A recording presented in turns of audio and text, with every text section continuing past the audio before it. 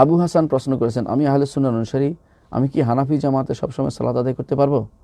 আবু হাসান, হানাফিরা যে আহলে সুন্নাতের অনুসারী নয় এটা কিন্তু আমরা বলি না। হানাফিদের কোনো দোষ নয়, দোষ হচ্ছে যারা বেদাতি হানাফি আছে, শিরক করছে এমন হানাফিদের দোষ। আবু হানিফা রহমতুল্লাহ আলাই এবং তার অনুসারীদের মধ্যে একটা বিরাট গোষ্ঠী আছে যারা সহিহ আকীদার ধারক বাহক ছিলেন। আপনি জানেন যে আবু হানিফা রহমতুল্লাহ আলাই তিনি আকীদার প্রথম কিতাব লিখেছেন আল ফিকহুল আকবার, এবং পরিপূর্ণ কিতাব ছিল আকীদার উপরে।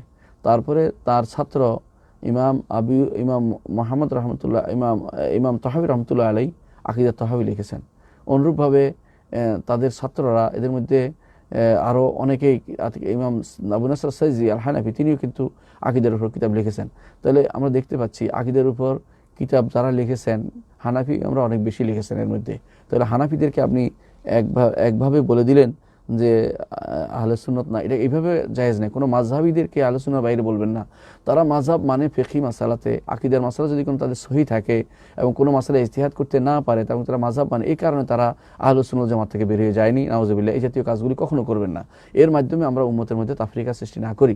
হ্যাঁ, উম্মতের মধ্যে যারা হানাফি হয়ে মাতুরিদি হয়ে গেছে, হানাফি হয়ে আবার নিজেদেরকে আকীদাগতভাবে মাতুরিদি, আকীদাগতভাবে আশারি দাবি করে, তারা আহলে সুন্নাত জামাতের অনুসারী নয়।